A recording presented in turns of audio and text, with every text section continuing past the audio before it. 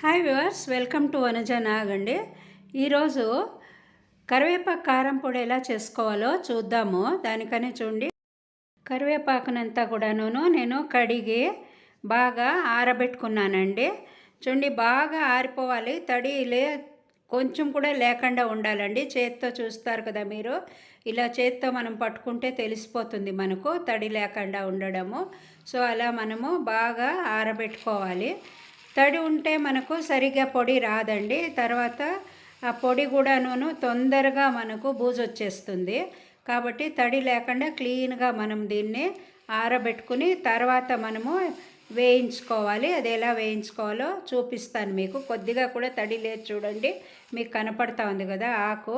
ఇప్పుడు చూడండి, దానికని నేను స్టవ్ పైన పెనం ఉంచినాను. 3 స్పూన్లంతా ధనియాలు వేస్తున్నా అండి. ఇప్పుడు ఈ స్పూన్ నేను తీసుకున్నాను కదండి, ఇదే కొలతలో అన్నీ వేసుకుంటాను.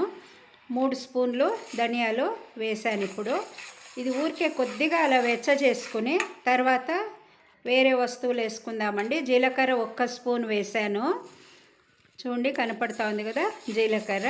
తర్వాత మినప్పప్పు, శనగపప్పు కూడా వేసుకుందాము. మెంతులు చిన్న టీ స్పూన్ అంతా వేస్తున్నాను.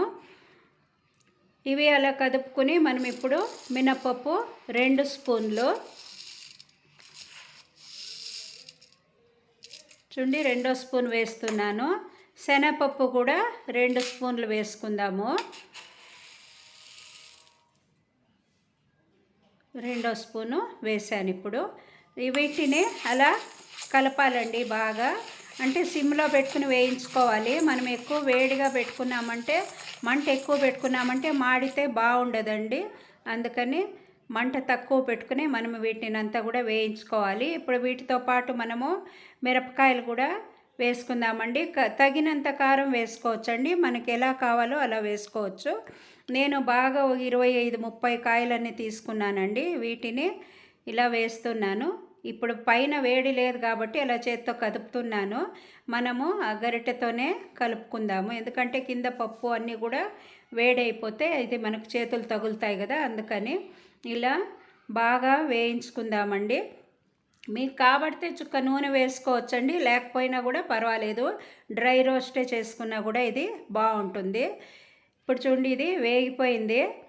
దీన్ని ఇప్పుడు తీసి నేను ఒక పాత్రలోకి వేసేసుకుంటున్నాను. ఆ వేగిండే కలర్ మీకు డిఫరెన్స్ తెలుస్తుంది చూడండి. ఇప్పుడు దీనంతా కూడాను ఒక గిన్నెలోకి వేసుకున్నాము. ఇది కొద్దిగా ఆరనిద్దామండి, కొంచెము ఆరుతుంది. ఇది ఆరేటప్పటికి మనము కరివేపాకు కూడాను వేయించుకుందామండి.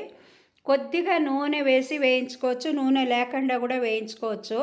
నేను ఫస్ట్ కొద్దిగా నూనె వేసానండి. ఇప్పుడు నూనె వేసి నేను దీన్ని వేయిస్తున్నాను. చూడండి, వేసే కొద్దీ మనకు ఆకు బాగా క్రిస్పీగా అయిపోతుంది, కరకరలాడుతుందండి. వేగేటప్పుడు కూడా మనకు చిట్పట్లాడడము అవి తెలుస్తుంది. పచ్చి ఆకు ఉంటుంది కదండి, పైన తడి లేకపోయినా కూడా ఆకు లోపల తడి కాబట్టి అది అలా చిట్ అంటుంటుంది, తడి ఆకు కాబట్టి. మీరు ఎండబెట్టిన ఆకు వేస్తే టేస్ట్ బాగుండదండి, ఎండు వాసన వస్తుంది. కాబట్టి ఇలానే చేసుకోవాలి. ఇప్పుడు ఇది అయింది చూడండి, తెలుస్తూ ఉంది మనకు క్రిస్పీగా అయింది. దీన్ని ఆ పాత్రలోకే వేరే వేసాం కదా మసాలాలు, దాంట్లోకి దీన్ని కూడా వేసేస్తున్నాను. ఇంకా మిగిలిన దాన్ని కూడా అలాగే చేసేసుకుందామండి.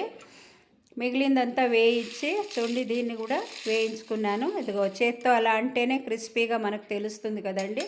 దీన్ని కూడా అందులోకి వేసేసుకుందామండి. అంతా ఒకటిగా మిక్స్ చేసుకుందాము. దీనికి ఇప్పుడు మనము చింతపండు కూడా వేయించుకోవాలి. చింతపండు ఇలా చిన్నగా చీలికలు చేసేసుకుని కొద్దిగా నిమ్మకాయ అంత చింతపండు వేసుకుందామండి. దీనికి మీరు కాబడితే నూనె వేసుకోవచ్చు, లేదో డ్రై రోస్ట్ కూడా చేయొచ్చండి. కొంచెం అది వేడెక్కి పక్కన ఉంచుకున్నామంటే గట్టి పడిపోతుందండి, అప్పుడు పొడి బాగా అవుతుందండి. అందుకని చింతపండు వేయించుకోవాలి. సో ఇది ఇప్పుడు అయిపోయింది. దీన్ని కూడా పక్కన తీసేసుకుందాము. తర్వాత 2 కొబ్బరి చిప్పలు తీసుకున్నానండి నేను, ఎండు కొబ్బరి.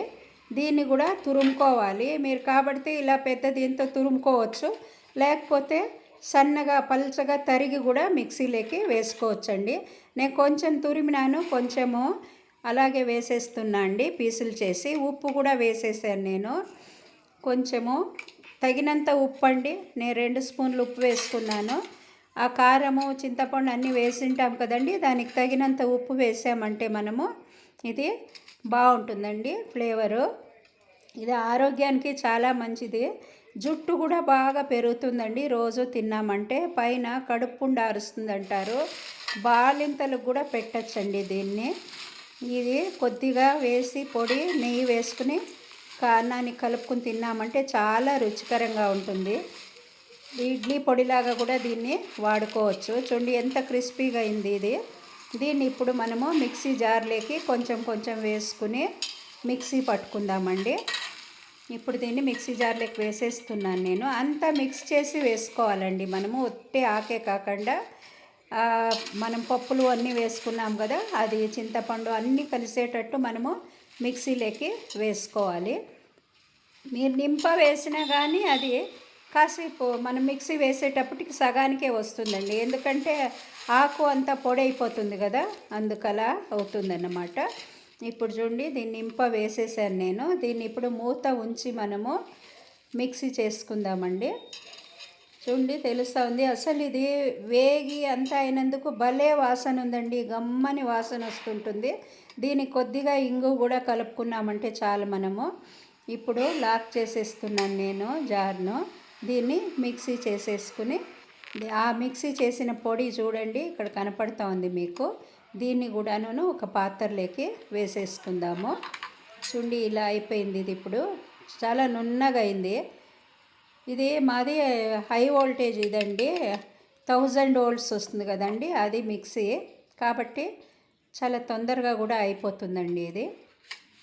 చూడండి ఇప్పుడు అంతాను మిక్సీ చేసుకున్నది నేను అంతాను ఈ బాణట్లోకి వేసుకున్నాను. ఇప్పుడు కొద్దిగా 2 స్పూన్లంతా చక్కెర కూడా వేస్తున్నా అండి, మధురం వస్తుందండి. అందుకని దీన్ని కూడా ఇంకోసారి మనము అంతా కలపాలి కదండి, అందుకని అన్నీ కలిసేటట్లుగా ఇంకోసారి మిక్సీ చేసుకుని దీన్ని ఓ డబ్బాలోకి వేసి ఉంచుకున్నామంటే మనము 5-6 నెలలైనా ఈజీగా వాడుకోవచ్చండి. ఇది చెడదు, కాకపోతే కొబ్బరి బాగుండాలండి.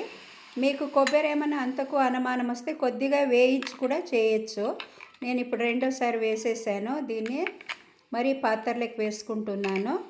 ఓ డబ్బాలోకి వేసి ఉంచేస్తా అండి. మరి మనము అన్నానికి వేడి అన్నానికి ఇది కలుపుకుని తిన్నామంటే చాలా బాగుంటుంది, రుచికరంగానూ ఉంటుంది. పిల్లలకు కానీ పెద్దలకు కానీ అందరూ కూడా దీన్ని తినచ్చండి. చాలా కమ్మగా ఉంటుందండి. మీరు కూడా చేసి చూడండి, ఎలా వచ్చిందో చేసి కామెంట్లో పెట్టండి. లైక్ చేసి షేర్ చేయండి. కొత్త వాళ్ళైతే సబ్స్క్రైబ్ చేయడం మర్చిపోకండి.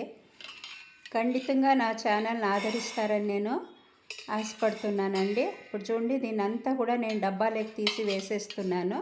డబ్బాలో వేసి నేను మూత ఉంచేస్తాను. మీరు బయట ఉంచుకున్నారన్నా కూడా 5-6 నెలలు ఉంటుందండి. ఫ్రిడ్జ్లో అయితే ఇంకా చాలా రోజులు ఉంటుంది, మీకు తెలిసిండే విషయమే కదండి. ఇలా మూత ఉంచేద్దాం ఇప్పుడు దీనికి. ఇది ఆరింది, ఆరినాక మూత ఉంచాలి మనము. మూత ఉంచేస్తున్నాను నేను. ఇప్పుడు దీన్ని అన్నాన్ని కూడా కొద్దిగా కలుపుకుని తినొచ్చండి, చాలా టేస్టీగా ఉంటుంది. చెప్పాను కదండి, మీరందరూ కూడా లైక్ చేసి షేర్ చేయండి. కొత్త వాళ్ళైతే సబ్స్క్రైబ్ చేయడం మర్చిపోకండి. నా ఛానల్లో మీరందరూ కూడా ఆదరిస్తారని నేను ఆశపడతానండి. బెల్ ఐకాన్ నొక్కడం మర్చిపోకండి. Thanks for watching my video.